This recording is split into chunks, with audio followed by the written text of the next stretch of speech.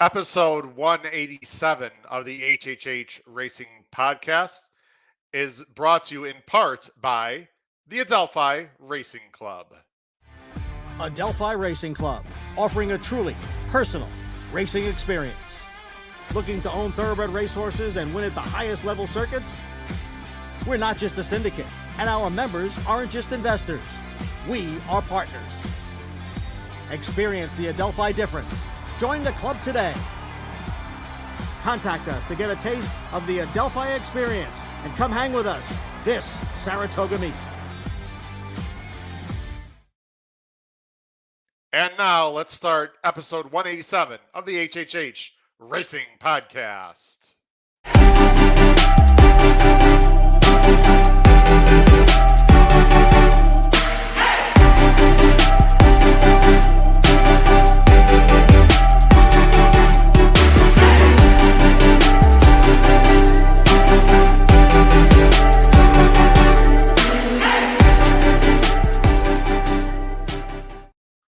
Good evening and welcome to episode 187 of the HHH Racing Podcast. I'm your proud host, Howard Kravitz. Thanks for joining us on a beautiful Thursday evening. And the reason why it is beautiful is very simple. It is opening weekend at Keeneland Racecourse in Lexington, Kentucky. And we are here to talk about a crazy good pick five sequence, all stakes pick five sequence with Breeders' Cup win and you're in implications this Saturday. Please make sure you subscribe on the right-hand side of the screen. Also hit that notification bell, which will tell you when new content will arrive. I have looked at some analytics and I've seen that about 75% of you do not have your notification bell turned on. So please turn that bell on so that you know when new content will pop up on this show, because we have new content coming on all the time, especially in the next 6 weeks. And then also smash that like button. We'd really appreciate that as well. Of course, you can reach me on Twitter. Follow me on Twitter at HKravitz on my name tag. And at the bottom of the screen, you'll see my email scrolling, hkravitzhorse@gmail.com. Of course, you can listen to us on Spotify, Apple Podcast, and Anchor as well. The Power Picks, formerly the Race Day blog. Now's the time. We've talked about it all week. Now is the time to go ahead and subscribe if you haven't done it. It comes every Saturday. It's only $16 for the entire month. There are ABC grids. We've hit pick fours, pick fives that we've given out on those power picks, along with almost a $2.50 ROI on our spot plays, a lot of prize plays. It is a great tool. Again, how to sign up? You go to patreon.com. You can see on the banner there, or also look below the video player for detailed information on how you can sign up through patreon.com/HHH Racing Podcast.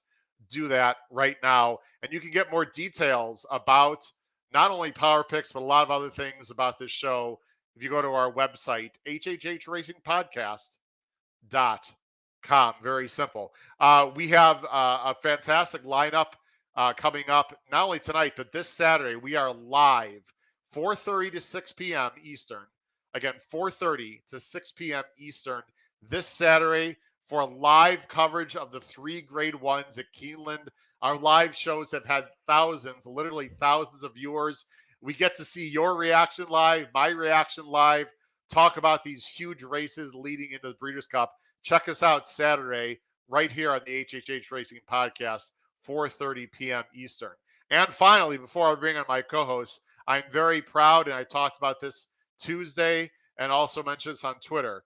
We have some new official sponsors, Hawthorne Racecourse and Stable Duel. Welcome as new official sponsors of the HHH Racing Podcast. We talked about Stable Duel with Bree Mott last week. We also mentioned about Stable Duel Tuesday. And tonight, we'll have a short segment with Jim Miller from Hawthorne Racecourse talking about their stakes program for this late fall season, and also some fantastic contests they have through Hawthorne Racecourse. You do not want to miss it. All right. I believe I took care of all the particulars. But let me bring on my co-host from the East Coast in the Saratoga Special, Mr. Paul Halloran, and from Maryland, Pete Visco. Gentlemen, I am so excited. It is Keeneland opening up. What's up, guys? fellas? How's it going? Howard, you got to tell those people who don't hit the notifications. I mean, we don't want to do it, but we will go door to door to remind people. Wow, you better, you deserve a Paul Howard. That's right. Listen, it's a lot easier.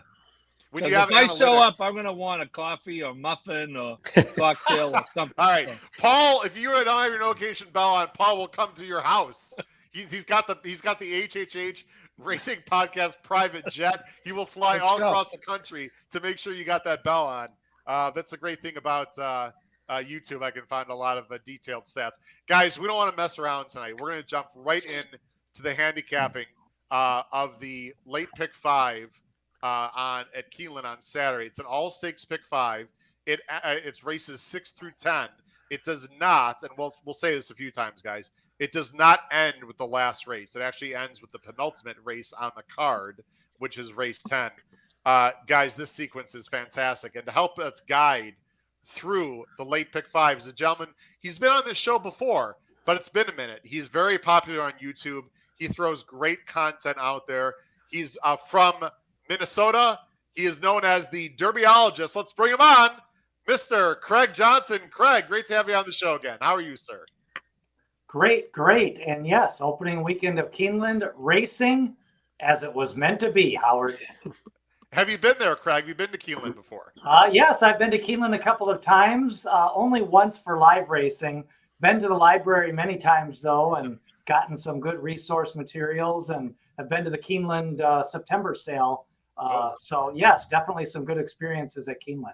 I've walked by the library, and I've been told that, and I've been there about 3 times, and I've been told it's a real shame that I've not been inside it. So I'm going to the BCBC next month, Craig. So I'm competing in that tournament during the Breeders' Cup. I'm going to make a point to check out that library. It's the best horse racing library in the world, basically, correct? From what I can gather, yes, it's got a lot of great historical books. It's got out of print books. It's got old editions of the Blood Horse and Thoroughbred Record. And yeah, it's just great to kind of spend some time in there and look at some horse racing history. Craig, before we get on to the pick 5, talk to everyone a little bit about yourself. You haven't been on the show for many months here. I'm familiar with you on YouTube, but tell people where they can find your content and very quickly how you got into producing horse racing content on YouTube in the first place. I've been producing for about 3 years now on YouTube. Started really with a Twitter handle, and that's at Derbyologist. And if you go to YouTube and just search Derbyologist, you'll find me. But, one of the things I like to emphasize is the Triple Crown season. A lot of preview videos of all of the leading up to the Kentucky Derby and the Kentucky Oaks, and then kind of Breeders' Cup, and then kind of just some random graded stakes races throughout the year. So, check it out. I think one of the things I like to emphasize is that, it's kind of fun to just listen while you're handicapping to other people that have horse racing opinions. And you kind of maybe, if you hear something, you circle it or you put a check mark by it. And, I'm not really out there trying to pick, 80% winners, but if I can every now and then mention a horse that either makes you think twice to use it or kind of put a little pause if I've got a negative comment, I think that's what I'm trying to do. And what I like about your content, Craig, is that it is very short. And we go longer with our shows, but for people that don't have the time, your videos are usually between 3 minutes, 7 minutes, around there. So it's sort of quick hitters. Obviously, we have longer content and different type of content with guests and whatnot, but it's nice that there's that type of variety on YouTube. And your particular content, especially, is for people that just don't have the time or to watch or listen to these longer shows. Yeah, I think a lot of people actually listen to YouTube, on their mobile phones. And so they just put in headphones. You really don't have to watch it. It's a video platform. But I think there's a lot of good horse racing content out there. And I think when you kind of mix and match the forms and see some of the different guests that you have, and then kind of, take a look at some of the other channels out there, I think it gives people a different variety on how they want to consume their horse racing content. Well, your content's fantastic. People should definitely follow Craig or Derbyologist Johnson on YouTube. All right, guys, we're going to jump right in. Let's just get right to it. We got 5 big races to cover. They're all stakes. And then after that, ladies and gentlemen, especially if you're watching live or whether you're listening later on one of our listening platforms, we will have Jim Miller coming on live from Hawthorne Racecourse to talk about their fantastic stakes they have coming up and contest play as well. Let me go ahead and share my screen. Of course, we're going to be sharing that Equibase information. Craig, you're, as our special guest, you're always going to be going first. Let me go ahead and turn off the banner. Hold on just 1 second. Where is my banner? It's at the top. Okay, like I've done this before. Here we go. I'll do that. And I'll bring up our picks here in just a second.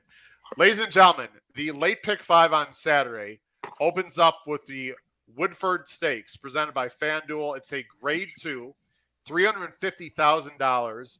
These are 3-year-olds and up, and it's on the turf. They're going 5.5 furlongs. They're sprinting.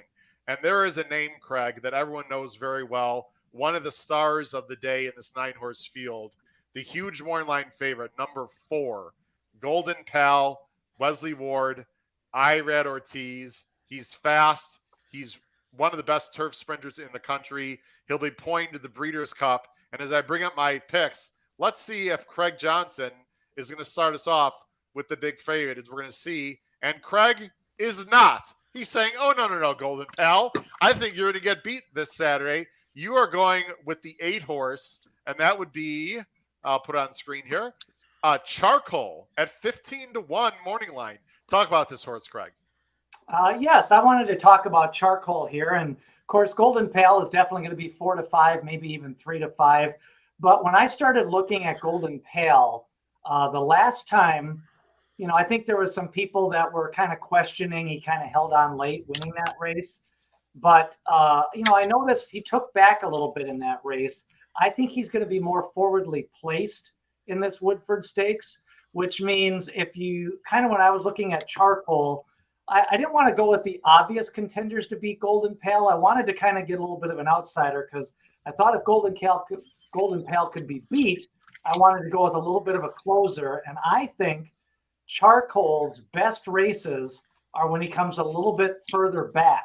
When he's closer to the pace, he tends to fade. And when he starts off 3rd and 4th and kind of closes down the lane. So, yes, I'm going to start it off with a 15-1 shot, respecting the ability of Golden Pal, who's won Breeders' Cup 2 times now.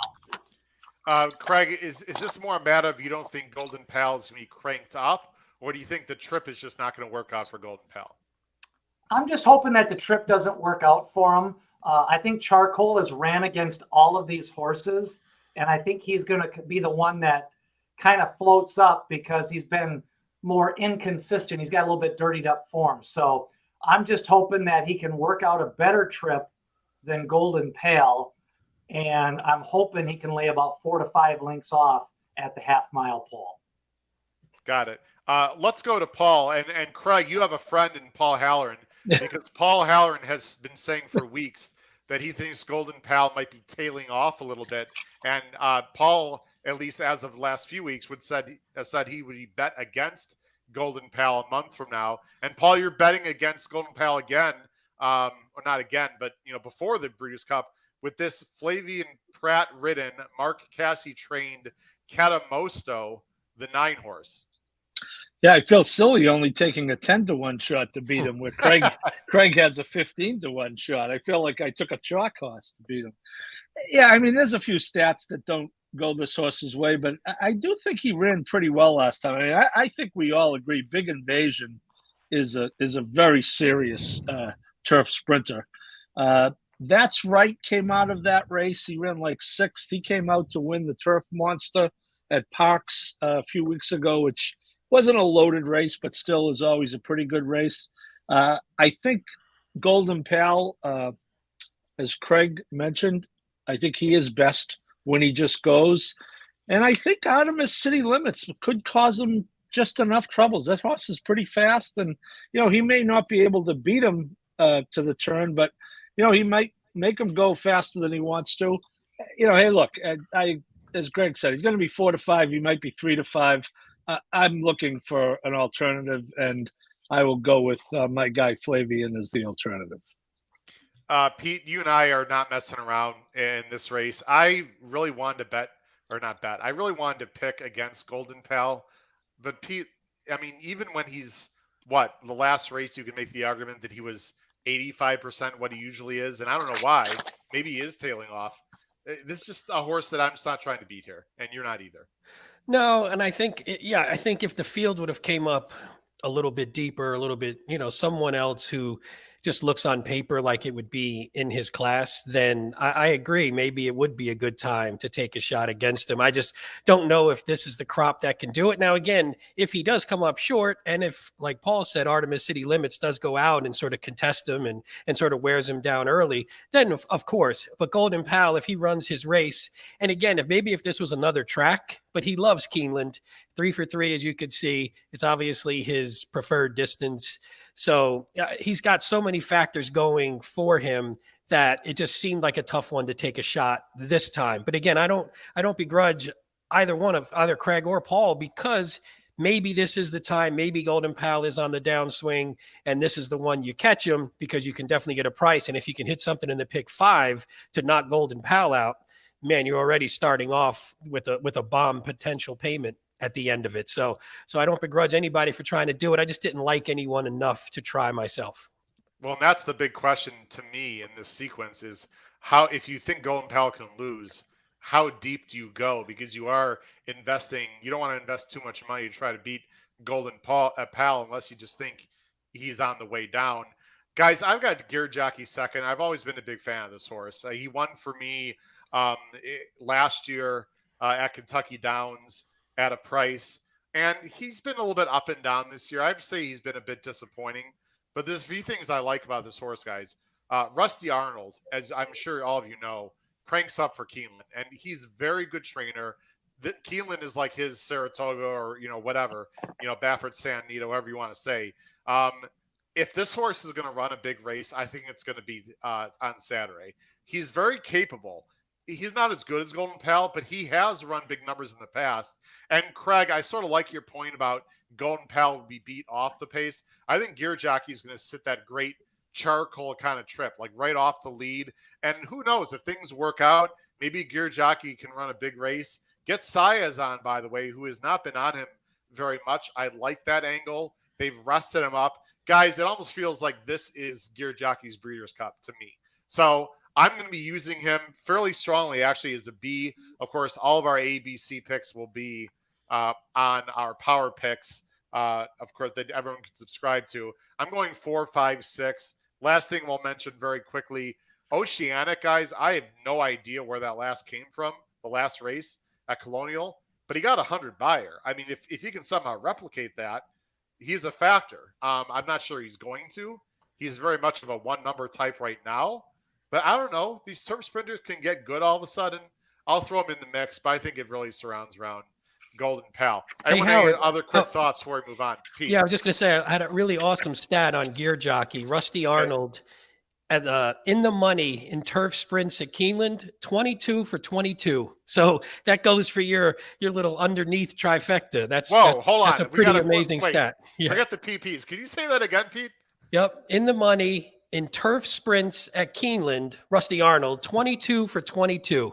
I mean, it doesn't get much better than that. If you could beat Golden Pal in your, I know how you like to, sort of put a horse underneath in the try. And if you threw this one underneath and actually jumped up at a price and maybe you caught somebody to beat Golden Pal, then you obviously know this one's or you're going to jinx it and be the first one to make him run out of the money, which is probably more likely. But that was a crazy stat. I had to make sure we mentioned it, especially because you were talking about Gear Jockey. Pete, that is an unbelievable stat. Paul, yeah. I'm gonna let you have the last word for him in the next race. You've been saying all along that you don't think Golden Pal is on the way down. Was it just the last race? Is it a gut feeling? What? That's a pretty strong statement because he won last time. I think not. I won't say he wasn't trying as hard, but I mean, what gives you that vibe, Paul? And again, he's starting from a pretty high point. I'm not suggesting he's going to be running at Penn National 2 weeks from Friday. But I think it. He ran very poorly at Ascot, although there was some type of malfunction, I guess, at the beginning. Yeah. And that was a fairly weak race, that Saratoga race, and he had all he could do to get. Hey, look, if he beats me, I'm getting beat by a 3 to 5 shot. So I'm willing to get paid if I happen to be right. And I'll give you Pete, and I like the 9 Pete, but I'll give you a negative stat on my own horse, Mark Cassie. First time Mark Cassie after a trainer switch in turf stakes, 4 for 65. So awesome! I'm bucking that. I'm peeing right in. I'm peeing right into that. Hey, win. it's not 0 for 65, so at least 4 times it happened. So anything can happen once. I wonder why Howard Rusty Arnold didn't run this horse in the Kentucky Downs race as he did last year. Craig, do you have any? I want to move on to the next race, guys. But Craig, any thoughts? I mean, he won the race last year, Kentucky Downs. Maybe the horse needed more rest. Maybe he thought this race would come up lighter. I mean, I don't know. Any guess, Craig, on that question? No real guess. It was a little bit surprising when he wasn't at Kentucky Downs. The only thing is remember there was a rumor that Golden Pale was going to try dirt, so maybe he thought he could get this grade 2 without Golden Pale in it. That's a great point. There was talk that Golden Pal was going to run in the Phoenix tomorrow on Friday, but they backed off that. Craig, I think that's an excellent point. Maybe they just didn't think Golden Pal would be in this spot on Saturday. Guys, let's go on to the next race. The next race, which I find very interesting, this is the first win and you're in race on Saturday at Keeneland. I think they got like 8 of them or something over the weekend starting tomorrow. It's crazy. This is Thoroughbred Club of America. It's a grade 2. This is, again, $350,000. Let me go ahead and switch our picks there. It's for the girls, 3-year-olds and up, 6 furlongs. You can see the field right there. It's a field of 9, led by the morning line favorite, the number 7, Slammed, a New Mexico bred. How about that? For Todd Fincher and Florent Giroux. And Craig, of course, this, I know Todd Fincher, I believe, trained Senior Buscador, who won the ACAC last week. So this guy knows how to train. Let's go ahead and bring up the PPs here. And you can see on the picks, I thought I was being quite clever, Craig, in this race by going with a horse that, I didn't think a lot of people would necessarily like. And then I get everyone's picks, and you like this horse, and Pete likes this horse, and I guess I wasn't that clever. Caribbean Caper, 5-1 morning line, Stall, and Jose Ortiz. Craig, fire away. Yeah, some of the tough, hard-knocking kind of fillies and mare sprinters in this race. We've heard the names throughout the year. We've had Club Car, like Keeneland. We've got Sconson. You've got, some new shooters. But, as you mentioned, I did want to take a little bit of a price here. And I'm not sold yet that Caribbean Caper is actually going to be this long of a price. I have a feeling a lot of people are going to see some of the things that I like here. I was really high on this horse coming into 2022. And then she just never hit the track. And one prep now goes back to Keeneland. Some good speed figures last year, some high-class races. Sconson may be a little bit over the top. And Club Car always runs a race, but I thought maybe Caribbean Caper still had a little bit of upside. So that's what I wanted to get that 7-2, maybe 4-1 price. And then you've got the number 3, who you mentioned, Club Car, in second. This horse just always runs well, has IRAD, Ben Colebrook, an excellent trainer. Looks to me probably more of an underneath type, though, Craig. Would you agree? 4 seconds at Keeneland. IRAD Ortiz rides.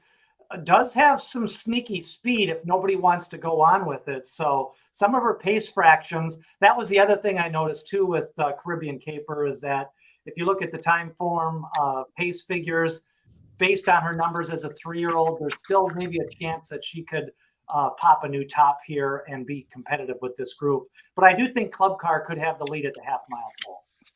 Okay. I know, Pete, you agree with him.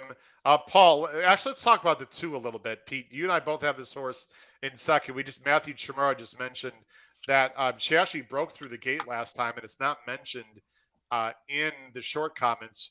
For a horse to break through and win is pretty impressive. And Paul Lobo's got this 4-year-old filly by American Pharoah in raging form. She's quick. She's got an inside post. She's got Pratt. This is OXO Equine. I think she's a major factor here. Yeah, I agree, and I like obviously you like the pickup of Pratt. That never hurts, and you can't really argue with those crazy buyer jumps. I mean, 96, 97, you expect some improvement maybe from 3 to 4, but a 20, 24, 25 buyer jump, that's pretty outstanding. The only thing that had me on the fence was both of those wins were in sort of slow paces, as you can see by the blue fractions. And then I think the field two back, I had a note, the field two back was pretty bad, or at least it came out bad when they ran their next out. So I'm not sure if doesn't look a little bit better than it is, but I mean, this is a $575,000 horse. It's came back this year in just raging form. It's a hard one to leave off. You put Pratt on it, Pratt's going to get her in good position. So to me, and at 4 to 1, I mean, a lot of times you would see someone with that much of a buyer advantage and, two pretty nice wins. You would think maybe they'd even be lower odds than that. So I was thinking, hey, 4 to 1, that's not a bad price. So we ain't getting 4 to 1. No. But I mean, I think at least just based on the morning line, I think it'll be a little closer to, it'll be a little more balanced than maybe this one just being a big favorite because of those crazy buyer numbers. I was going to mention to Pete, Craig, that my good friend Nick Tamaro is doing the morning lines at Keeneland. Congratulations, Nick Tamaro. Paul, I know you were in contact with him. I think it was today or yesterday. I nothing against Mike Battaglia, but Nick Tamaro is great, Craig, and I'm curious to see how those morning lines look at Keeneland this meet. Yeah, I think a lot of handicappers are going to, they use the morning line to kind of put out some of their ABC grids. And I think, Nick has shown in the past that he can create a good morning line. So I think he's going to be a welcome addition for handicappers, especially a lot of the players playing nationwide, because I think he has a good national scope on a lot of these horses. So he's not going to be too tied to the local scene, which I think Mike might have been over the last few years. Craig, I think that is an excellent point. You got horses coming in from all over the country, and Nick has seen these horses run and has an eye all over the country. I think that's a really good point by you, Craig. Slammed, Paul. Slammed is going to have something to say about Palm Cottage. That's a concern for me. And I don't know if you are playing it that way, but you are going to go with the number 9, who, Paul, I looked at this horse really carefully, Happy Soul. I almost put him higher than I have right now. I have him as a C, mainly because I just have so much respect for Wesley Ward at Keeneland. But his dirt form really, I mean, it has a lot to be desired. I guess you're thinking this is a 3-year-old filly who's improving, who might pop a big number on the dirt along with that turf number last time. Yeah, well, Wesley's pretty good turf to dirt. I just think it's about the trip. And you talk about Nick. Proof, Craig, is in the pudding when he makes the New Mexico bred. I think he makes him the morning line favorite, right? Or her. Sorry, her. Uh-oh. Wait a minute. Where's this? Well, hold on a second. Cha-ching. Get the swear jar. Craig, we've got a little thing that some of our co-hosts have issues with the naming the correct sex of the horse, and we've got a mystery swear jar around somewhere. Yeah. Paul is the serial wrong sex horse kind of guy. But anyway, go ahead, Paul. Yeah, the one thing Craig referenced, and I am 1,000% in on. I will not have one penny on Sconson in this race, and this is a hard trying horse, but she really had no excuse last time, and she's done. She's danced all the dance. Look at her form. There's 19 starts, 6. She's been terrific. She's going to go over $1 million in earnings, very likely in this race. But I want no part of her. And I think she'll be below that 8 to 1 number, by the way. A race in Kentucky, I think she's still going to get bet. Okay. And I think this, I don't know. I'm just supposed to try to beat the New Mexico bred if she's the favorite. I think so. So I think Happy Soul gets the right trip. I get my man Johnny V in from New York. I think coming off the Kentucky Downs turf, that's certainly not going to hurt. That'll put a little bottom in you running in that. And I just think she has the potential to sit a trip. And I think 6 to 1 or around there would be a fair number. So that's where I landed. Paul, remind us again how many turns that 6.5 furlong configuration at Kentucky Downs is. No, it's not the turns. It's the hills. It's 4 hills. 4 hills. Okay. 4 hills. Sorry about that. And a few turns and some semi-turns, I believe. Guys, I agree with many of you. I really like Caribbean Caper, and I'm really interested to see what price she's going to be. This is exactly the kind of line I love, guys. She was a very progressive 3-year-old, right? Just getting better and better. Won the Dogwood very easily. I don't know what happened. I don't know if any of you have the inside scoop. Obviously, there was a big issue. She was off almost a year. But Windstar decided to bring her back. And that last race, guys, has to be just a prep. They went very fast. She was up close. She got 4 or 5 lengths out of that race. She's been working bullets since. I think she's going to sit right off the pace. I think she'll be about 7-2. I love her in this spot, guys. I think she's going to run a big race. Craig, we've got a big fan. Trish Smith loves to see Derbyologist on the show. Loves your shows, Craig. Trish is from Lexington. So All right, Trish. Shout out. And by the way, shout out to Trish, guys. I don't know if you know, but the Horse Players Happy Hour playoffs started today through In the Money Media. There were 80 people competing, and the top 40 advanced, and Trish advanced. I think she finished like 30th. So congratulations. Congratulations. Good job, Trish. It goes down to like 40 next week, 20 the following week. And the last week, 10 people are vying for a BC spot. So good luck to Trish Smith, who does really well with those $2 mythical win place contests. And Trish is a big fan of this show. We greatly appreciate it, along with Christine Race, who looks forward to today's handicapping. So, Craig, we've got a lot of different types of audience members here watching. We're very happy about that. Let's move on to the next race, guys. As I go ahead and flip some switches here. Let's go there. Okay. The next race, race 8. This is the third race of the Pick 5 on Saturday. It's the First Lady. One of my favorite stake races of the year, actually, at Keeneland, because it's always usually a loaded field. As you see our picks coming up here at the bottom of the screen right now. This is, unfortunately, guys, maybe I shouldn't say unfortunately, Craig, but this is another Chad Brown Invitational. You've got 3 of the 6 runners trained by Chad Brown. These are talented, older 3-year-old and up fillies going 1 mile, a $750,000 purse for these girls. Morning line favorite, pretty heavy one. The extremely talented number 5, Regal Glory, of course, trained by Chad. This one's going to be ridden by Jose Ortiz. All of us except Pete are going to go with this horse. Craig, talk about this race, and most importantly, who do you think is going to go to the lead? How is it going to shape out? I'm sure it's whoever Chad tells in the paddock to go to the lead is going to have the lead, right?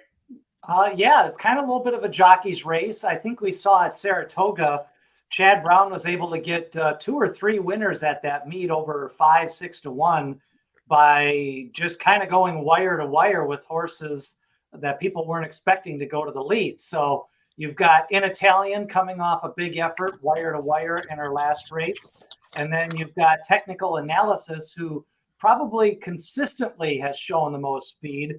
And then you've got Regal Glory, who is the closer of the group, faced the boys the last time. That last race was a little bit hard for me to handicap because I wasn't sure that she put in her best race. But then I started rewatching that race and looking at the form on Casa Creed, and maybe she ran her race, and maybe Casa Creed is just kind of like this time of the year. And I'm going to go with Technical Analysis setting the pace. I think In Italian got an easier lead the last time than she'll get this time. And so I think it does set up for Regal Glory, who probably has the best quarter-mile closing kick. You see Regal Glory on the outside getting a 3-wide trip, and Casa Creed, who's in the race, a later race we're going to talk about, comes over the top. I mean, Regal Glory ran perfectly fine, like you said there, in the Peter Brandt Silks. I don't think you can really knock anything. I think you analyzed it very well. So you think Technical Analysis is going to have the lead, and what In Italian's going to stalk off of that, and Regal Glory off of that? Is that how you see it, Craig? Yeah, I think In Italian stalking, and I think Regal Glory is going to pull back a little bit and make a closing run. I don't think they need to win this race. I think this is more of her prep, and Technical Analysis, you know, she can fire some big races. So, and I think her best races are on the front end. It's very interesting. I have absolutely no. Craig, I will say I embarrassed myself a bit this summer, and I apologize because there was a particular race. I don't remember which one. I don't really care. Where Chad Brown had 3 or 4, and someone wired the field. I think it was a horse that Paul actually liked. Maybe it was Pete. So credit to them. And the horse had no business being on the lead, but obviously Chad told the others to take back. And it's so hard to determine, Craig, when you have these multiple horses coming out of the same barn, what's going to happen. So let me go to Pete Visco here. Pete, you've got in Italian. I'm guessing you think in Italian will be on the lead, like she was in the Diana. Maybe she's just getting better. Maybe she's the now horse out of this group. Yeah, that's my hope. I mean, I know you're biased against anything Italian, like we talk about every show, What? right, Paul? So Can we please stop saying that? Never. I'm not. You chased away the Contis. We don't see them in the comments anymore. No, I'm just kidding. But no, I just think this horse. Yeah, I'm hoping that this horse is getting better. She was lights out last week. I mean, it wasn't she got a relatively easy lead, but it was quick. I mean, you could see by the red fractions there. So I'm hoping that she gets on the lead. Technical analysis sometimes. I do think that horse does run better on the lead, but doesn't always do it and doesn't always run her race. So I'm hoping in Italian goes. They're not going to have two Chads aren't going to battle it out on the lead for sure. So I'm hoping in Italian is the one who goes. Technical analysis sits off. In Italian just is better in the end. And then Regal Glory has a little bit too much to do. That's where I'm going. But for me, I like 4-5. I mean, you can't knock anything against Regal Glory. She's been fantastic. So it's more of a play on in Italian and hoping she gets the trip. Oh, real quick, by the way, Christine had a fantastic. Oh, we're both hitting the button probably. I'm not touching it. Go ahead. How about on Mother's Day, have Pete host an all-female handicapping show? Now that's something I can get behind finally. I like that idea. So let's do it, Christine. Christine, it's a great idea, and I don't want to present this right now, but we are going to have a very, very special show coming up in the next few weeks before the Breeders' Cup, just on the basics of not the basics, but it's just going to be all about handicapping. It's going to be completely open. Anyone can ask any question about any types of handicapping, vertical, horizontal. If you're a beginner, if you're advanced, you want to talk about ticket construction, you want to talk about anything at all, it's going to be a Q&A show strictly about handicapping. I don't want to say who our guest is going to be, but Pete and Paul, I think, know who the guest is going to be. And this guy is fantastic. So we are going to have strictly, Christine, a handicapping show, not necessarily about the Breeders' Cup horses themselves, but just sort of in general, anything about handicapping. So Christine, we like your idea. We'll take that into account when it comes around Mother's Day. Paul, you're also going with Real Glory. All right, Paul, who goes to the lead? Who stalks? Who sits? Do we have any clue? It doesn't really matter. Or is that a stupid question? I think I'm with Craig. I think technical analysis might be going to the lead. But either way, I think Regal Glory, it's going to be technical analysis and, probably in Italian, based on how she has been running. Good. I looked at this race like this is if there has to be an opportunity to go skinny somewhere. And you'll see when we get to the pick 5 tickets, the caveman, I actually singled the source. Obviously, I think any one of those 3 can win, but in this type of sequence, you have to narrow down somewhere. I think Casa Creed is in really good form. I did not like her. I kind of had this idea in my head that Casa Creed was a one-turn specialist, and then he goes and wins that 4-star Dave last time. He runs by Regal Glory. So, but I think he's in very good form. We'll talk about him later. But, again, that's that's a second against the boys in a grade 1 at Saratoga. Regal Glory is coming off. Yeah. So I'm gonna try to go with that one, but we've seen the other Chad or the other Chad win a million times, so don't be surprised. I will say, I don't know if this is going to figure into my handicapping, but of those 3, technical analysis is the only one that does not have a grade 1. This is a grade 1, right? I believe. I want to double check that. Yeah. So, yep.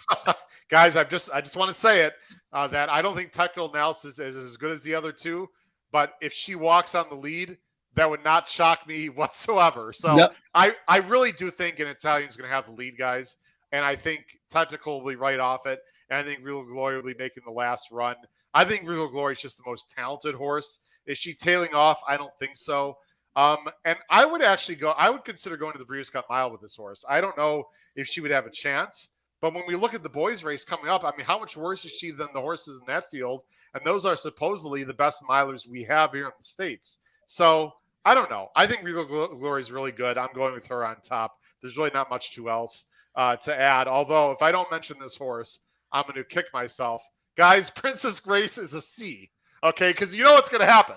You know what's going to happen. I've been on this horse, Craig, for the last 3 weeks, and she's run perfectly fine, but Delika's beat her for many reasons. Maybe she's just not good enough. If she wins this race, I wouldn't be shocked. But she's a nice horse. Anyway, I have to mention Princess Grace. Howard, one thing we should mention, and I know it's Thursday night, and who knows what can happen, but the word is there have not been much rain in Lexington for a few weeks, and the anticipation at this point is the meet will start with a very firm turf course that could be speed favoring. So that is a good point. It's going to be actually quite cool there this weekend, but it's been sunny. It has been dry. And speed can play just fine there when it gets firm. And so I think that's a really good point. I think we're going to see some pretty fast times there on the turf this weekend. All right, guys, let's get into race 10. This race, wow. What a great race this is. I bring it up. You don't want to do we don't want to do the 9th today? Oh, we could do the 9th. I didn't know if this was non-chronology day or something else. You know I'm not good with numbers, Paul. I mean, come on. Craig, teacher. Craig, high school math teacher. Craig. Yeah. Well, you know. Well, I'll tell you what. We can go to race 9. That's a hell of a race too, by the way. Let's go to race 9, Paul. How's that? Race 9, the Claiborne Breeders' Futurity. This is a grade 1. This is a win, and you're in to the Breeders' Cup Juvenile. $600,000. 2-year-olds, males, mile of 16th on the dirt. It's a big field of 14 in the main body, and then just to throw in 2 more on the AE. And if the 15 Carmel Road gets in, that's a horse that you have to pay attention to. The morning line favorite, Craig, is the 3 Forte, who just won in Saratoga for Pletcher and Irad. This is a very difficult race. Let me switch the banners for everyone. You can see it's difficult based on the fact we have a lot of different horses there on the bottom of the screen. And Craig, he's the 7. Excuse me, Mr. Numbers. He's the 7, not the 3. Did I say the 3? Yeah. Why did I say that? Okay. I don't know. You're having an off race. Well, let's go to a horse that is not named after Kenny Loggins, if I understand. The number 2 Loggins, that's who you're going with, Craig. Brad Cox, Florent Giroux, Monster Maiden Race. Could be anything. This is definitely a race, Howard. You've got to pack a lunch for. I think you got out the snack pack, and you probably had your little Kool-Aid, and you took some time on the 16-horse field. I agree with you. If Carmel Road gets into the body of the field, he could definitely end up as the favorite or one of the top 3 favorites. I like to really take a long look at all of these races along the Kentucky Derby Trail, so I took some time on this race, and I kind of narrowed it down to 2-3 horses. I was impressed with Carmel Road's win, but I'm not sure he's getting into the race. I also was very impressed with the Maiden Breaker by a horse I think that's going to be a little bit overlooked here. You've got Powerful, and then you've got Newgate, who already ran second, who won the first time out and then kind of got beat by Cave Rock in that second race. But I ended up going with Loggins mainly because of 2 things. I like the pedigree, and I like the fact that it was bet down in, I thought, one of the more competitive maiden special weight races of that meet. And Loggins was bet down like they had ran the race before, the night before in Japan, and he did not disappoint, went to the lead. He ran fast early. I call that a fast pace. He ran fast early, and he ran fast late. This horse is by Go Zapper out of a Blame mare, Beyond Blame. And I want to take a look at this horse because I found the breeding very interesting. I know, Craig, you're you pay attention to the breeding quite a bit, because you obviously deep dive into the Kentucky Derby. I remember this horse beyond blame, mainly because I remember running it at Arlington. This is a turf horse, but most importantly, Craig, I personally am not too concerned about whether they're turf or dirt at this point of their career. The fact that this horse has two-turn breeding, to me, really is helpful in this kind of race, don't you think? I do. I quickly, one of the things first thing I do, looks like you did the same thing, as I look to see what the mare did. Not necessarily for class, but just to see what type of races they ran in. And then I also like to see if the mare won in their first two starts, because that shows a little bit of they'll try to win early with the progeny. This is the first foal, as you just pulled up there. And then what I also like is the second generation. Forest Wildcat brings a little bit of speed on that female side as well. So blame a little bit of distance, a little bit of class from Ghost Zapper, and then Brad Cox, Keeneland, and his horses are just doing well, and they run on or near the lead in these 2-year-old races, and you got to handicap them into your pace scenario. Yeah, very briefly, we got a lot of people watching. Folks, please comment in the live chat. Pete or myself will bring up your comments on the screen as much as possible. We have a big audience tonight because of the big races here on Saturday. So we appreciate everyone watching, everyone who'll be listening later on our listening platforms. But we'd love to hear all of your comments. And also comment below the video player as well. We don't get as many comments below the video player, which is understandable because we have a live show and we have a lot of people in the chat. But you can also comment down below the video player after the show in the coming days. Craig, let's talk about your second choice, then we'll go to Pete and Paul here. Your second choice is the number 5, Instant Coffee, who is 5-1. I think, Craig, for me, that's a little bit low in the morning line. That's not a rip on Nick Tamero. I'm just saying I'm not sure I'd bet him at 5-1. For me, as a value line, might be a little bit low. I'm going to show his maiden breaker. This is another horse for Cox, who won coming up the inside. I give a horse, a 2-year-old, extra credit for that. Do you agree with that? And how do you feel overall about Instant Coffee? Well, I'm glad to see that you give extra credit. That's good. Following your school teaching instincts.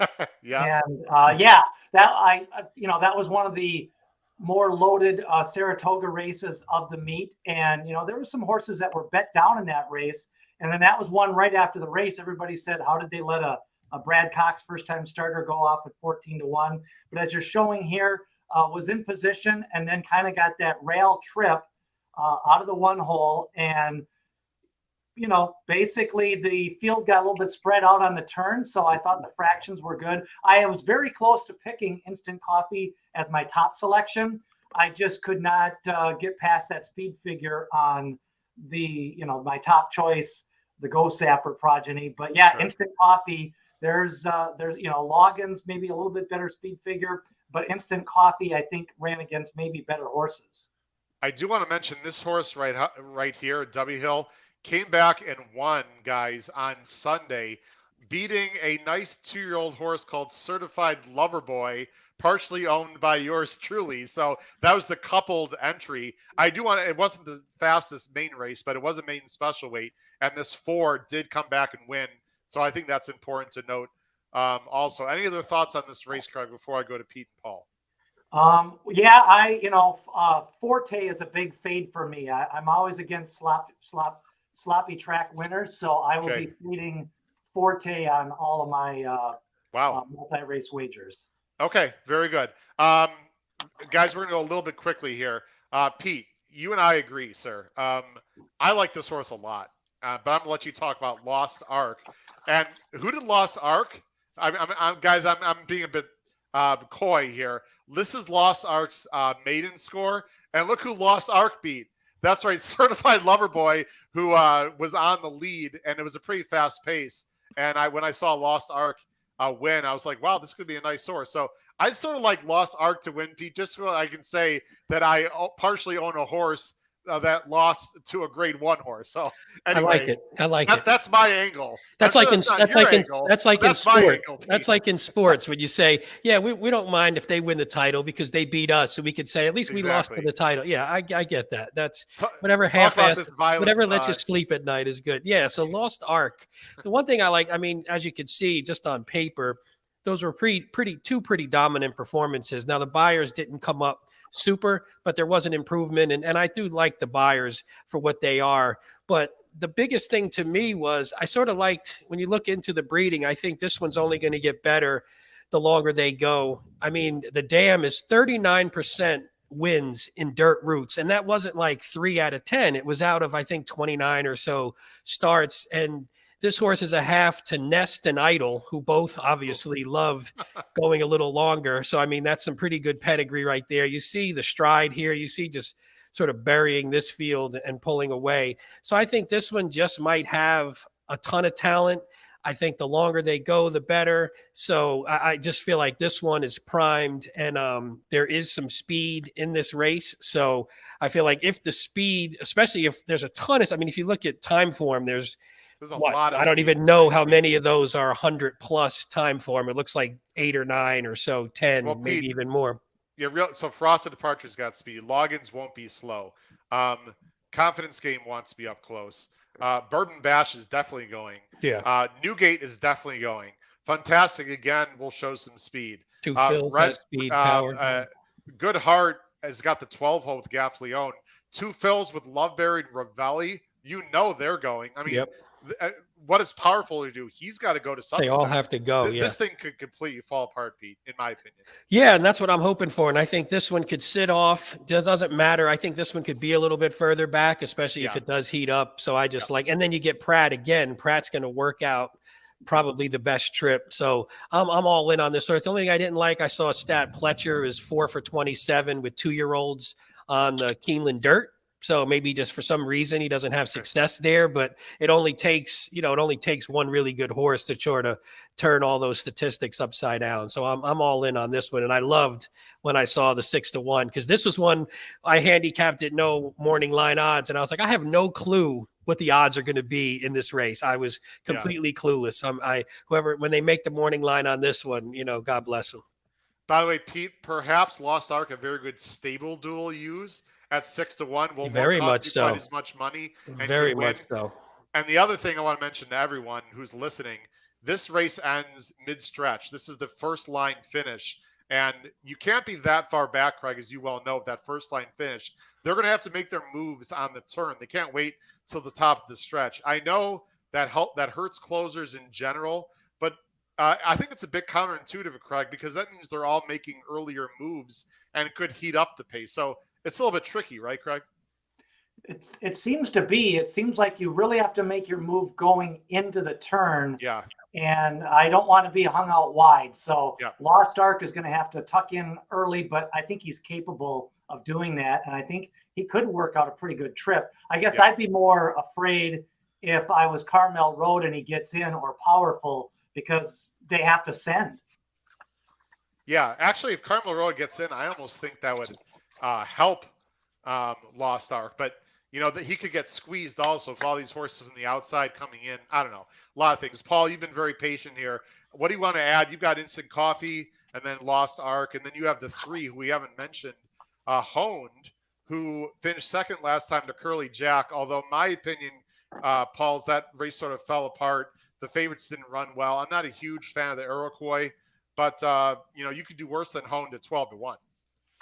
Yeah, well, it was just, I think it's a pick up the pieces type of pick. Okay. But I give Instant Coffee extra credit mainly for breaking from the inside in a 7 furlong debut. Yeah. So the rail at 7 furlongs is not easy for anyone. I think it's especially difficult for a first-time starter. And this horse is pretty professional. That's one of those Saratoga races you say, how the hell did Brad Cox just pay $29.80? Yeah. So I think, this is an Al Gold horse, obviously. I think this horse ran pretty well. That race, he was 14-1 in. One of the reasons is there was a 8-5 shot named Croupy, who was a very highly regarded Todd Pletcher horse. I think a Rapoli St. Elias horse. They paid some decent money for him. That horse took a lot of money, got going very late. He's been actually a disappointment. He's run third, but he was definitely one of the buzz horses of the 2-year-olds at Saratoga. So I think that might have attributed somewhat to this instant coffee going all the way to 14-1. You know, I don't love the fact that he was 14-1 last time and he's going to be 5-1 this time, and I'm going into that. But you know, I think the race is not quite as wide open as the next one, but you know, I think you can go a lot of different directions. All right, let's get into the last race, guys. We got about 6 or 7 minutes for this race. Craig will show you your pick 5, and then we'll get you going for the night. Really appreciate you coming on. The 10th race is the closeout leg of the pick 5. It's the Coolmore Turf Mile. It's a grade 1. This is another win and you're in to qualify for the Breeders' Cup Mile and face what I hear is a pretty good horse in Modern Games from Europe. Will probably even money in that race. What a great field here, Craig, of basically Americans here. It's a 12-horse field. Moreline favorite is the number 7, Santine, a horse I've been chasing way back since Fairgrounds in January for Brendan Walsh and Tyler Gaffleone. I'm going to go ahead and switch the picks right there. And Craig, you are up. Paul, why did I put money on your screen? What the heck was that? Hold on a second. I got that confused. I put Craig to spend $45 in the race or something. I don't know. All right. There we pick go. 5, yeah. Pick 5 is $45. Okay, yeah. Craig, you're going with the number 5. Is that correct? You're going Mason?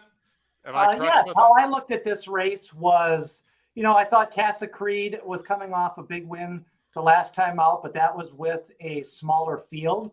And I think Mason gets a little bit of the edge here with a fuller field. And I do think with Classic Causeway, Smooth Like Straight, and some other speed horses in this race, I think Mason, who does, you know, he's been running closer and near to the pace. He got a nice win when he dropped in class.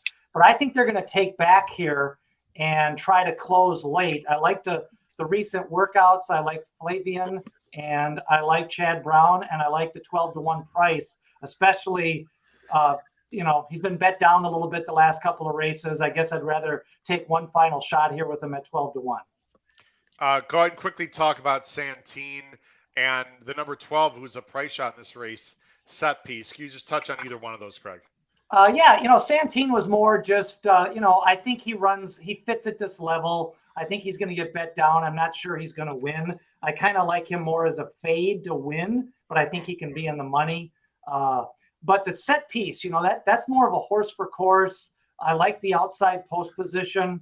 I like the fact that he's ran competitively at the 1 mile distance, and he's usually a closer at that distance, whereas a mile and an eighth, he starts to make his move a little bit earlier in the stretch. So if he can get up in that final stride, this is the type of horse that if it's a blanket finish, I want him coming on the outside with Joe Rosario. You can't get a better finisher in the game, I would say, especially on the turf, Craig, than Set Piece. And I looked at this horse carefully. I'm going to use him defensively. Let's go to Paul. Paul, you've got the 2, Smooth Like Straight, what a cool horse this is. I mean, someone put it out on Twitter. Look at the buyers, guys. I mean, who would not want to own this horse? 100, 105, 103, 103, 103. All this horse does is run. The issue I have, Paul, is all he does is run for second recently. He's got a bit of second-itis, but it's not as if he's losing to a bunch of bums either. Yeah, and he does have 7 wins. You know, you're right. He's on a little bit of a slump. But, you know, if you look at it, when he lost to Mo Forza was running very well at the time. You know, he lost the Maker's Mark by a neck. He lost the Breeders' Cup Mile. He lost the mile last year by a half a length to Space Blues. So, you know, I think he's got a, you know, I think this, I believe, is one of the most competitive stakes races I've ever seen. Because I think the only horse I would say who can't win is the 4, Gray's Fable. I think I could make a cogent argument for everyone else. Doesn't mean they're going to win, but Emirati coming off 2 wins in a row. Some like it Hot Brown, the New York bred, granted lower company, but still 10 wins lifetime, coming off 2 in a row. Annapolis for Pletcher, again, stepping up from grade 3, but coming off a big win. Santine, your guy, Howard, 2 wins in the last 3. Ivar, again, probably more of a board horse, but if the race falls apart, he can win. Mason, I agree with Craig. I like him. Order of Australia. We've seen that horse before. Classic Causeway, who's cutting back to a mile, but way better on turf than I thought he was, going to be, and actually ran pretty respectably in those 2 races at Saratoga against Nation's Pride, who's a total monster. So I just think it's an ultra competitive race, and it's the last leg of the pick 5. If I'm alive, Howard, I'll just leave the TV and go to church and just pray that one of my 5 is having 5 is enough. I really do. I think it's an ultra competitive race. I hear you. Pete, let's quickly talk about the 9. You mentioned Casa Creed. Let's see. You've got him on top. Paul's got him 3rd. I honestly didn't know what to do with him this race. I'll explain why briefly when you're done. He's very good right now. He's won 1.7 million. He's going to close. He fits, obviously. Yeah, I mean, I love this horse. It's one of my favorites to watch. And he's like you said, he's super sharp right now. You get the 104, the 104. They're not lifetime buyer tops, but they're pretty close to it, which is cool to see at 6 years old. So that's pretty awesome. And then I just think that there's enough pace in here if they go. I mean, some like it Hot Brown, Smooth Like Straight, Classic Causeway, they all sort of run much better if they're on the lead, and their only shot generally to win is on the lead. So hopefully they're fighting for that. And then this one just cleans it up. I had a stat, Bill Mott, 38% win, 62 in the money, graded stakes at Keeneland over the past 2 years. Obviously loves coming here. And then, I mean, I don't really have too much else to say. I just think this one's in form. I love the horse. Saez has seemed to just take into this horse really well since he got on, which I always like to see. You like to see that consistency, and beat Regal Glory, who's an excellent horse, even though, male, female, anybody cares about that kind of stuff. That's a fantastic horse. And he sort of blew right by her down the lane. So hopefully the pace heats up and we can get this one closing. Casa Creed is very good. Jim Miller is waiting behind the scenes. Jim, if you can hear us, we'll be with you at approximately 8:10 to 8:15-ish. We're going to be just finishing our pick 5 tickets. Maybe Jim Miller's got a pick 5 ticket for Keeneland that he can throw out for us, because this is one hell of a sequence, and he knows how to find winners. So maybe we'll ask Jim. Maybe we'll ask Jim what his maybe favorite horse to bet at Keeneland on Saturday is. I'll give him a little time to take a look at that if he wants to do that. Guys, here's my very quick opinion on this race. I like Santine a lot. I like the turn back. I think he's going to come from further back. You see earlier in his career, he was a closer, and he's found more tactical speed as they've gone longer. I think this mile is perfect for him. The 7-2, that's fine with me. I think Ivar is the best closer. He lost to the Breeders' Cup Turf Mile favorite coming up. No shame in that. If you guys remember, I'm not going to show the replay. Ivar broke pretty slow in that race. So Ivar likes this turf course. I see no reason why he can't win. And then I just want to mention Order of Australia, ridden by, are we ready? Christophe Soumillon. So we don't want to go there, do we?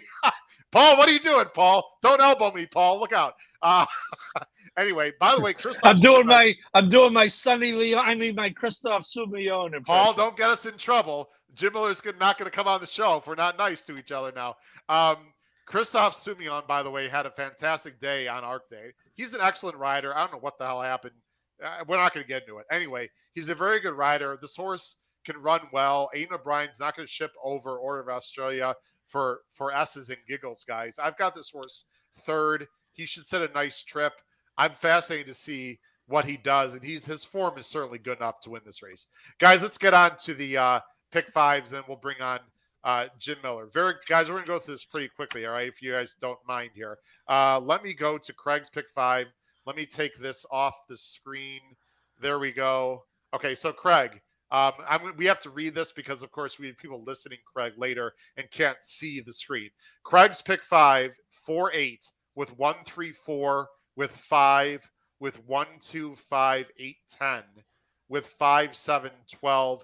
You are singling Regal Glory. Craig, can you briefly talk about your ticket construction strategy for Saturday's late pick 5?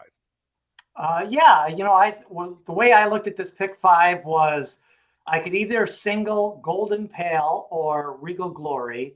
I decided to single Regal Glory, and then take a 15-1 along with Golden Pale. I just figure there's better shot there rather than Gear Jockey at 5-1. So I'm taking kind of the favorite and a long shot there.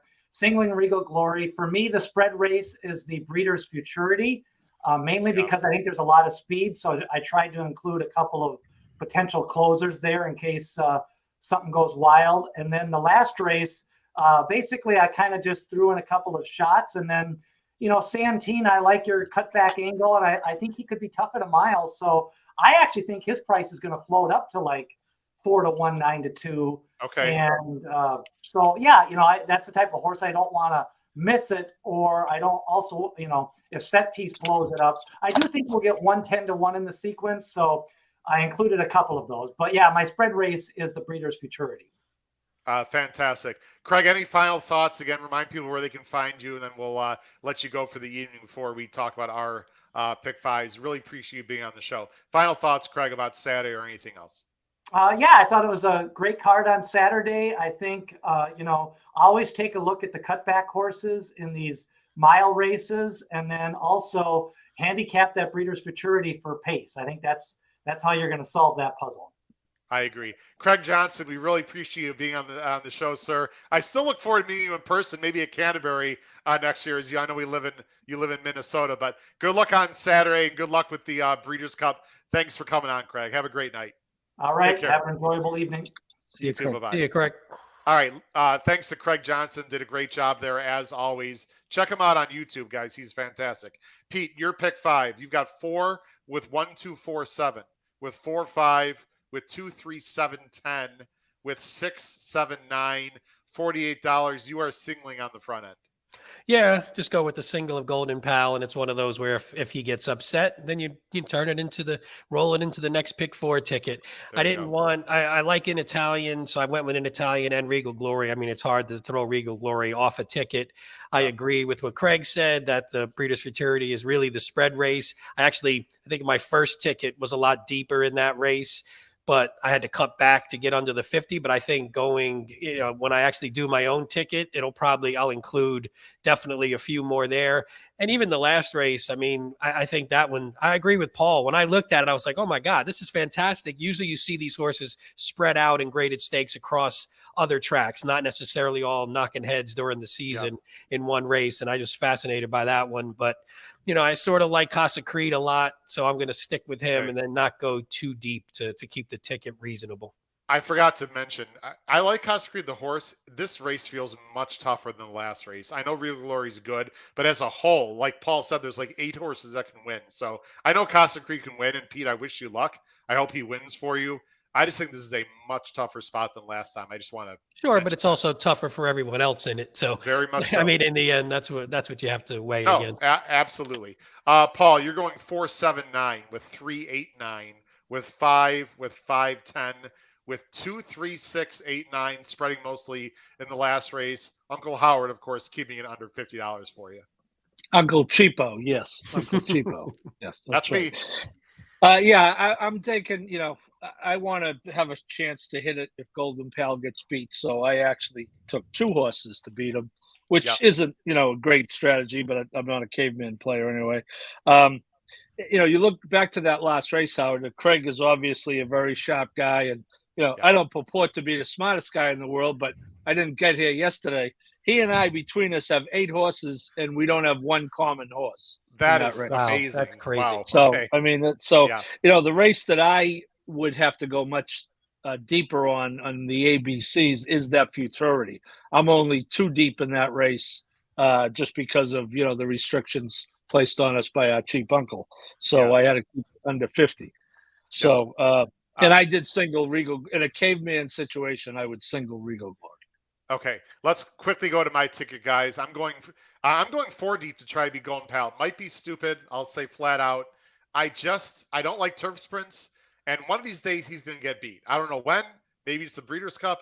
Maybe it's Saturday. I'm going 4, 5, 6, 7 with 2, 4 with 5 with 2, 3, 5, 7, 10 with 3, 6, 7. I'm also singling Regal Glory, but guys, I'm using an Italian as a B, and those are the only 2 I'm using. If technical analysis, excuse me, Mr. Teacher. Yeah. I have your ticket coming out to $60. 8 times 5 is 40. Whoops. Boy, Okay, his, $60. I don't know Hey. what's up with him today. Uh-oh. Well, Wait, hey, Paul, do you see this too? Uh-oh. Uh-oh. That's a problem. You see that too, Paul? I mean, it's just going Oh. haywire this week. we Listen, take a night what are off, you gonna do? Pete? Well, Wow. he's doing 3-4 pods in a week. He's getting old, man. He can't Guys, handle this. I'm Too a much little activity. busy. It's too much. Anyway, I love to schmooze more. We got to get to Jim, guys. Sorry, it is over 40. It is over 50. Let me close out by I'm singling Regal Glory. It's a great sequence. People can look on the screen there, and I just said it. Tomorrow's pick 5. I had to go over, guys. Have you looked at tomorrow's late pick 5? Oh, forget Holy it. crap! That makes the Saturday late pick 5 look like a piece of cake. Tomorrow's late pick 5, Friday, and I have a whole show on it, so everyone should check it out. Is absolute. Trish, Yes. take it easy, Trish. my Trish, I won't two meet you at favorites, Keeneland. Trish, Trish, I will not Trish meet you at Keeneland if you keep giving me crap, Trish. Trish, that's why I my host two the female. That's why I host the female handicapping show and not Howard. Anyway, guys, late pick 5 tomorrow is difficult. Are you guys going to stay on for Jim for the next 10 minutes, or do you guys need to go for the evening? No, I'll stay on for a little bit. Howard, I'm gonna check out because I am still writing about the Pennsylvania Derby card, and I have to finish. Okay, thanks, Paul. Have a great night. Take care. See you, Paul. All right, Pete, let's bring on a guy that I actually didn't meet him last week, although he was all over the room. He was running all over the place, and I was busy making bets, so I saw him. I'm sure I'll be meeting him in person very soon. Jim Miller, if you're not familiar with Jim Miller, ladies and gentlemen, does a fantastic job at Hawthorne. I don't even want to give him a title because he does like 10,000 different things. I'm sure he'll tell us what he does there. You can find him mainly on the simulcast feed, interviewing jockeys and trainers after races and handicapping, doing all sorts of things. He was downstate, Pete, in downstate Illinois this week also. I'll let you tell all about that. We are very happy to have Hawthorne Racecourse now as a sponsor of the HHH Racing Podcast. And in honor of that, we will have Jim Miller on for a good 10 or 15 minutes every Thursday night through Thanksgiving. Let's bring him on right now from Hawthorne Racecourse, the one and only Mr. Jim Miller. Jim, how you doing tonight? Guys, yeah, you know what? We're going to have a lot of time to share a lot of stories from now through the end of the year. But Howard, I felt really bad because you were in the room. You were like 2 tables away from me on Saturday.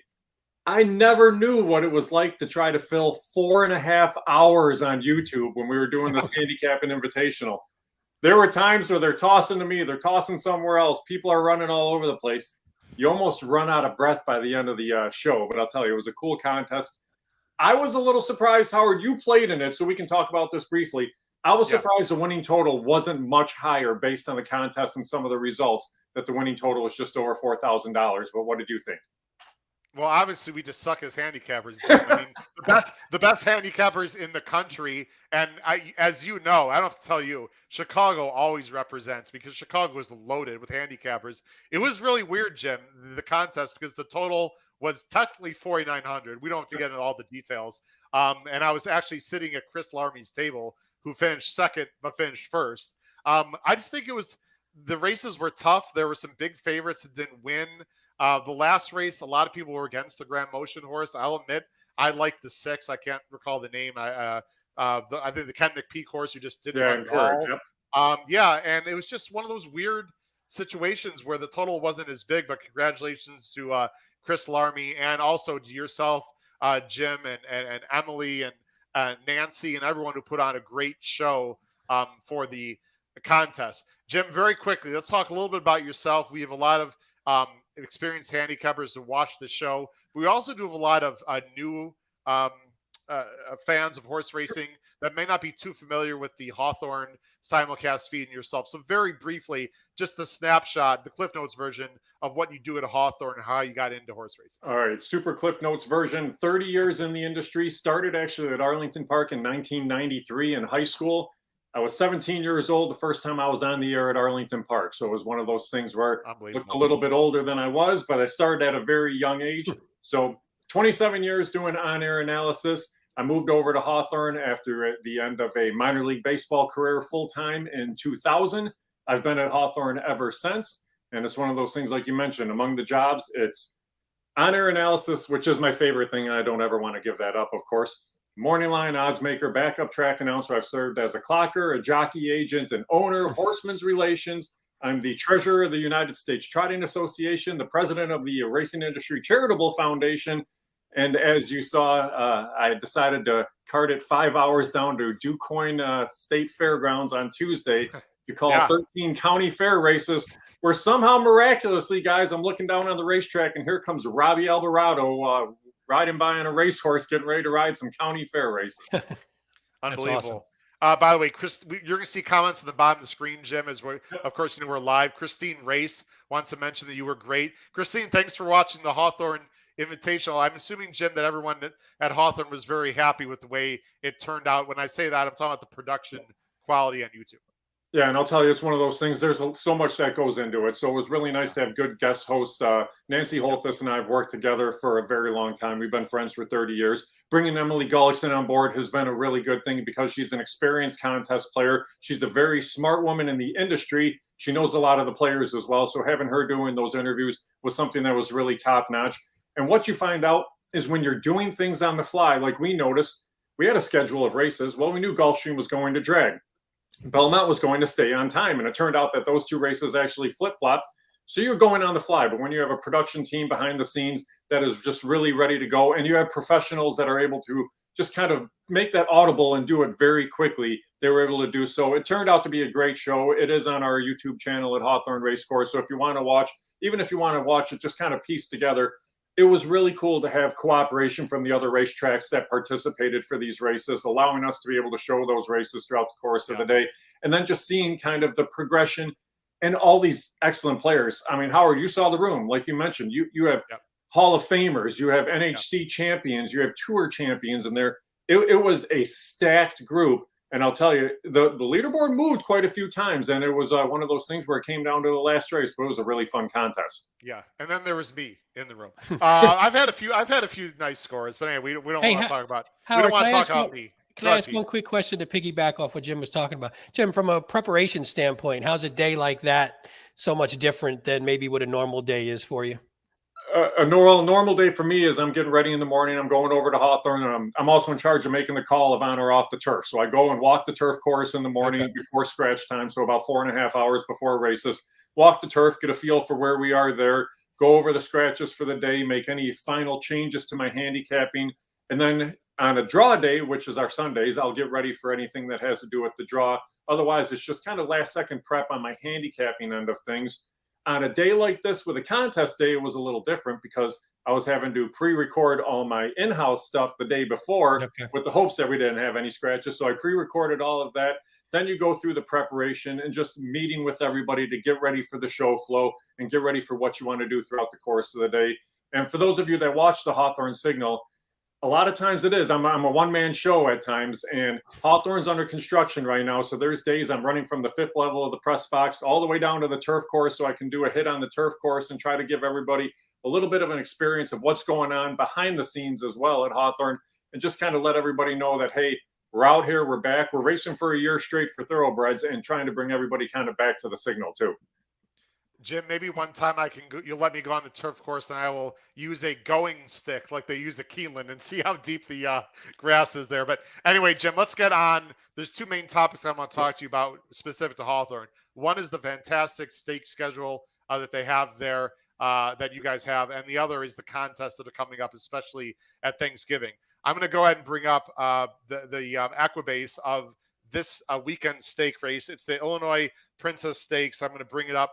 The Illinois bred program, as we all know, has struggled a bit over the years, but there's still some very good horses. There's excellent trainers. And I think based on what the Carey family is doing at Hawthorne, you're going to see improvement in the Illinois bred program in the years to come, I would hope. Let's go ahead and bring up right now the Illinois Princess. We're not going to show the PPs, guys, but this is the Aquabase. You can see this is Saturday's stake race. The post time is about 5:13 at Hawthorne. It's for Illinois breds. It's filly and mares.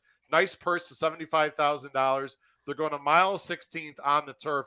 You can see it's a very big field there. Jim, the morning line favorite is the 3, KDM Lady for Michelle Boyce, who I don't know if you can say she's underrated, Jim. I've always been a big fan of Michelle Boyce.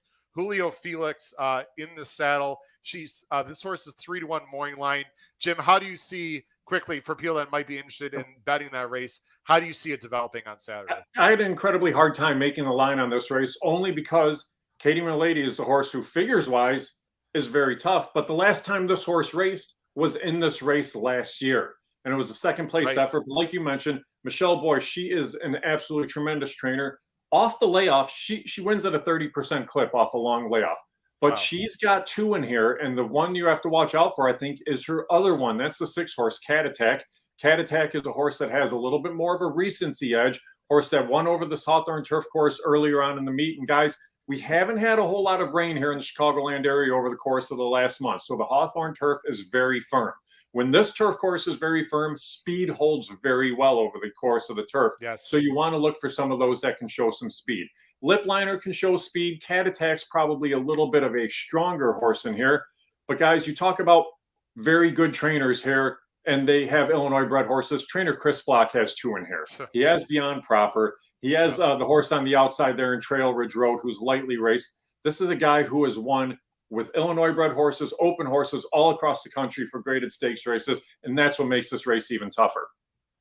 Yeah, I thought there was a lot of speed in the race. Again, we're not going to show the PPs today, Jim, and then we don't have the time to do that, unfortunately. But people need to check this race out. I'll be looking for a closer because it looks like there's actually sprint speed too, Jim. So this horse is stretching out in this race. I think this race might develop into a pretty quick early pace. We'll just have to see. But very quickly, Jim, talk about some of the other stakes. You got the Pizza Man Stakes. I wonder who that's named after. I have a story about the Pizza Man, Jim. I'll save it for another show. I love the horse.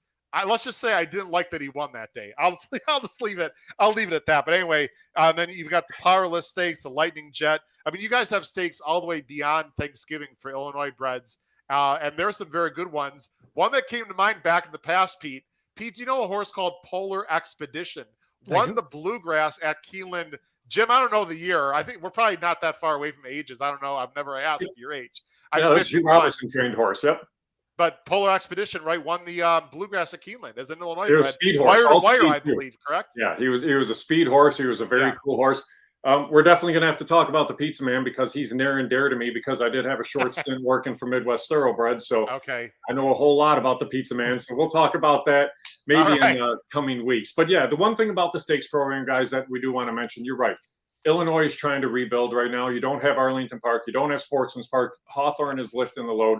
The one thing we wanted to do, we didn't want to take things away from the Illinois horsemen. So sacrifices had to come. They came with the open stakes first and foremost because you wanted to keep the overnight program for those that support your program each and every day. So Illinois bred stakes are back. You saw the Hawthorne Derby was last week. That was back. The next races that are going to come back will be the Hawthorne Gold Cup and the Illinois Derby, two very prominent races that have had very good horses come out of them. But for right now, the focus is on those Illinois bred horses, trying to keep that program strong and definitely build it moving forward. Yeah, we need to get that Hawthorne Derby back for 3-year-olds because that was always it was actually a points race at one time. I know we don't want to get into that discussion, but anyway, I'm sure we're going to see it coming back at some point. Jim, let's talk very quickly, and then we appreciate your time and thanks for your patience before you came on. Contest. I'm a big contest player, as you well know, because I was there Saturday. I love live money contests. I'll be competing in the BCBC in Lexington next month. I had a great time there. Hawthorne, ladies and gentlemen, does a fantastic job with their live money contest. Very quickly, this Thanksgiving weekend, on Friday, they have a $300 bankroll. Then on Saturday and Sunday, they have a $500 bankroll tournament. And the great thing there's two great things I love about these tournaments, Jim. Number one, there is no entry fee. Those $300 and $500, ladies and gentlemen, that's real money that you can bet. There is none of that partial money going into a pool, prize pool. That is the money you get to play. And the open format, Jim, and I know you'll expound on this, you can bet win, play, show. Okay, no big deal, right? You can bet pick fours. You can bet horizontally pick fives. You can bet supers. You can bet any track, literally any track that's running between a post time of like 10:30 and I think California 4 o'clock. Right, California. Anyone who wants to try to get into the NHC, you don't have to be living in the Chicago area. Of course, you do have to be there in person. If I lived in Kentucky or anywhere in the Midwest, or I had family that lived in Chicago, I absolutely would drive or fly in Thanksgiving weekend and find a Hawthorne OTB and sign up and play one of these contests to try to get to the NHC, because Jim, you're not going to get a better deal with this one. Yeah, and the thing about it, guys, it's over the course of 3 days. There's 10 NHC seats on the line, and like you mentioned, when it's a live money bankroll, and we do it over the course of 6 different OTB locations, so people can spread out, get comfortable, pick their best location. The live money format is, I think, the thing that really shows handicapping ability the best. People have different circuits that they focus on. Well, we want them to come to our contests, but if you focus on New York or Kentucky and you couldn't play those races at ours, you may not come. We want people to play where they are comfortable. Multi-race wagers are the way people play races. Pick 4s and pick 5s are my favorite wagers. These can be played in the contest, but like you mentioned, it's not an entry fee. Play it like you would play your day of races, and then see if you're in contention and you have that ability to win. Maybe you push a little bit more later on in the contest, but you can have a great day. You can make a couple $1,000s. And even if you don't win the contest, it's not lost money for that $500 entry fee. You're still taking that couple $1,000s and heading home. And that's the cool thing about the contest too. You can play it like you would a day at the races. If you're going to come out there and play a few $100, it's worth getting into the contest. Maybe you hit a few wagers. Maybe you have one of those days where nobody has that big score and you're in contention for one of those NHC seats. And that's what we like to put out there. We want to make it as real as possible for what it is for a day at the races. And that's what we do really well with those contests. Well, Jim, last year, I'm a horizontal player in general, although I do play more vertically in these Hawthorne contests. Last year, I decided to, I'm going to spend $500 and play a pick 5. And I hit for like $27.50. And I was already at the top of the leaderboard in the first, hour and a half, 2 hours. So you can play that way. You can now play that way. And if you're a poker player, Jim, there's always that rebuy option if things go to crap on that $500 win bet that people might throw out there. So the hospitality, by the way, Jim, fantastic. At Crazy Pour, at Oak Brook. If you're in Chicago, you know what I'm talking about. If you're not in Chicago, please look into that. Jim, the hospitality at all these OTBs that Hawthorne runs is fantastic as well. Yeah, it is. It's a great staff. They do a great job with the contest. We're very customer friendly. If anybody ever wants to get a hold of me, they can get a hold of me at Twitter at Hawthorne Jim. They can contact me via email, see me in the paddock, whatever. See me walking on the turf, wave me down. I'll stop by and answer whatever questions you want. But it's the cool thing, guys, about working at a family racetrack. You feel like your family, and that's one of those things. You want to try something, they let you try it. And that's the reason I think we've been successful with these contests and a lot of the things that we're doing. Well, the Carries do a great job. Final thought before we let you go, Jim. Do you have a horse at Keeneland for everyone? Do you have Santine? Yeah, Santine. I like Santine in the Arlington Million. It was a killer watching the Arlington Million at Churchill Downs for me because I've seen Arlington Millions in person. But Santine ran a really good race there. I think the way the race sets up puts this horse probably 3-4 lengths off the pace. I thought I was going to see 5-2, 3-1 in the morning line. So seeing 7-2 and you think you're going to get 4-1 on a horse that's just ultra consistent. It's a really good card, but Santine is the route that I'm going to go. I agree with you, Jim. Jim, thanks a lot. We know it's been a long day for you. We look forward to having Hawthorne as an official partner and sponsor of the show. And we look forward to talking to you again next Thursday about Hawthorne Racecourse. Have a great night. Thanks, Jim. Yeah, take care. You got it, guys. Let's talk about the pizza man sometime, guys. We'll do that. Thanks a lot, Jim. Bye-bye. All right, guys. Take care. All right. He's a great guy. I'm so happy to have him as a sponsor. Pete, and people are, by the way, he has that great baritone voice too. I mean, what a great announcing. Yeah, and your awesome. voice is great too. Mine's okay, but there's something about his voice. And by the way, he's about 6'5" too, so he's a tall guy. Pete, do you ever, if you say no, that's okay. I'm sure you play Hawthorne a little, maybe dabble in it. They really have nice stake races, and they have big fields. And the turf course, Pete, I know a lot of people don't follow it. They have a very nice turf course. And I'm not just saying that because I live in Chicago or because they're a sponsor now. It's lush. The weather's been great here in Chicago. It's like Laurel. It's like underratedly good fields and big and good turf course. Yeah, I've played it spotty. I don't play any consistently, Sure. but the one thing I didn't know, and I don't know if this is consistent across the meet consistently, but I thought it was fair the few times I played it too. So I thought you can get horses from different positions in the race, which some tracks you don't. Some tracks are very specific bias wise, and I thought Hawthorne was fair. And I don't know if that's consistent across the meet, but it has been the times that I've played it. Yeah, well, highly recommend people check out Hawthorne if you're not playing it. Pete, any final thoughts for Keeneland? Anything you're going to focus on? Are you going to play anything tomorrow, Friday? Are you going to focus on the pick 5 on Saturday? Any horse you think you want to key around? Are you looking at, if you looked at anything in Santa Anita, New York, you got the I mean, the Joe Hirsch on turf in New York, a horrendous Vosper that I don't even want to talk about because that field is ridiculous. But any thoughts in general? There's like 25 winning your ins this weekend or something Yeah, crazy. so far I've only looked at Keeneland. I do think so because I was thinking of joining the show that you did on whatever night that was, Tuesday night. I started to look at that Keeneland pick 5 tomorrow. And in the first race, you and I agreed, I think with the top 3 horses, and I had a 15-1 shot. So I'm like, well, if I have a 15-1 shot I like on top and it looks like a pretty deep sequence, might be one to jump in. But the Saturday sequence that we went over tonight is fantastic. Great races. I haven't looked at the other tracks in detail yet, so I need to dig into those as well. But I'm definitely be playing this pick 5 that we talked about today because it's fantastic, especially leading into that last race. But I think it's phenomenal. Yeah, tomorrow, Chris Block, knock your socks off. Nick Tamro's got her at 30-1. That's my what is it, Kiddo Don?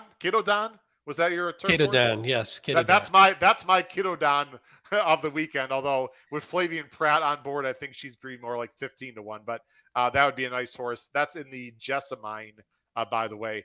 Yeah, Moira is running. Very That's a good one too. Yeah, and she's gonna be running. They were gonna run her in the QE too, but they decided to go to that spot. Pete, it's gonna be a great weekend. Really appreciate you having on the show. And of course, we're live, right, Pete, this Saturday for Keith. Yep. We'll see everybody on Saturday. Hope everyone listening or watching tonight joins us for the live show. We'll be on to watch all these great races live, and we can do some reactions. Absolutely. For my co-host Pete Visco, this has been Howard Kravitz, episode 187 of the HHH Racing Podcast. Please join us 4:30 to 6 p.m. Eastern this Saturday. Live coverage right here of the 3 Grade 1s at Keeneland. Good luck, everyone, this weekend on your bets. Have a great night. Take care. Bye-bye.